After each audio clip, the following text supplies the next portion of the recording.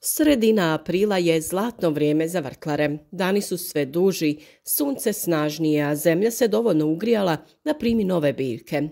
Ako volite vrtlarstvo, sada je pravo vrijeme da zasučete rukave i pripremite se za novu sezonu. Često nas lijepo vrijeme privuče pa prevari. Krenemo sa sadnjom i sjetvom osjetljivijih biljaka i onda naš trud preko noći propadne. Zato smo mi tu da vas podsjetimo šta se sije i sadi kako ne bi imali neželjenih posljedica i kako bi vaš rad bio uspješan. Šta se to u aprilu sije direktno na otvorenom? Sada možete sijati veliki broj kultura direktno u zemlju. Na prvom mjestu su mrkva, peršun, pastrnjak i cikla. Sve te korijenaste biljke koje ne vole presađivanje. Također idealan je trenutak za sjetvu graška, boba, blitve i špinata jer im odgovaraju niže temperature koje još uvijek imamo tokom noći. Od lisnatog povrća možete sijati salatu, rukolu i matovilac, a za ljubitelje kupusnjača tu su kelj, kupus i brokula koje se mogu sijati direktno ili uzgajati iz presadnica, zavisno o vašim navikama. Ako planirate uzgajati tikvice, krastavce ili bundeve, sada ih možete sijati u posude ili plastične čaše, pa će za 2 do 3 sedmice biti spremne za presađivanje na otvoreno, kada prođe opasnost od mrazeva. Još prije mjesec ili 2 posijali smo sjemena plodonosnih biljaka poput paradajza, paprika, patliđana i sličnih. Brinuli smo se o njima, čuvali ih od mraza i hladnoće, prihranjivali prirodnim hranjivima, a sada se bliži vrijeme presađivanja. Kolike trebaju biti presadnice za sadnju krajem aprila u vrt na otvorenom?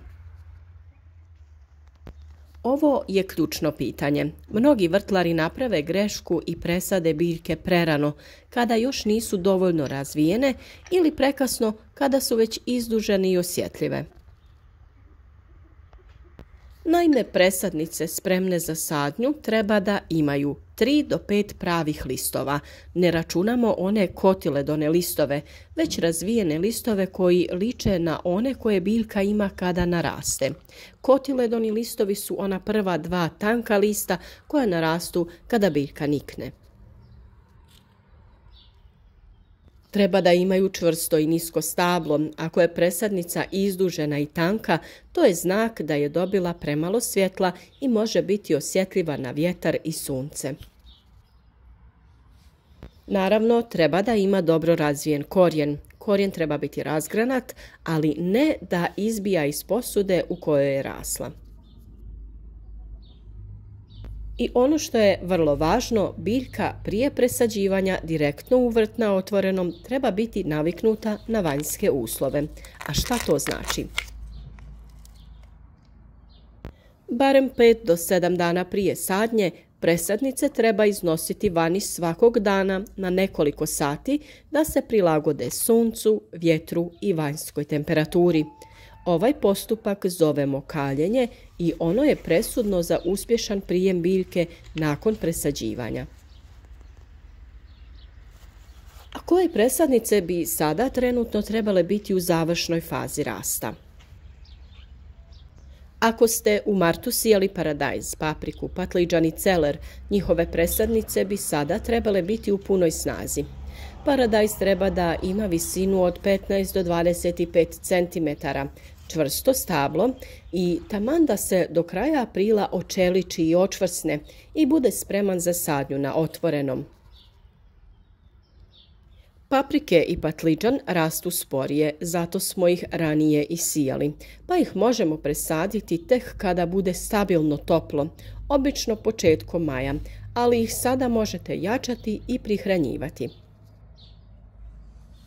Naravno, do sada smo vam dali upute koje ste biljke još mogli uzgojiti kao presadnice, poput salate, blitve, špinata, graška, kupusnjača, čak i crveni luk i poriluk. Zato uvijek napominjemo da budete redovno uz nas. O svemu vezano za sadnju i sjetvu u narednom periodu ćemo vam naravno dati pravovremene i detaljne upute, pa svakako ostanite uz nas kako ne bi propustili važan korak i savjet, pa da za neke korake bude kasno. Sada je pravo vrijeme da planirate raspored sadnje, pripremite gredice i redovno provjeravate prognozu vremena, jer jedna hladna noć može pokvariti višemjesečni trud. Radite s prirodom, ne protiv nje, i vaše biljke će vam to višestruko vratiti.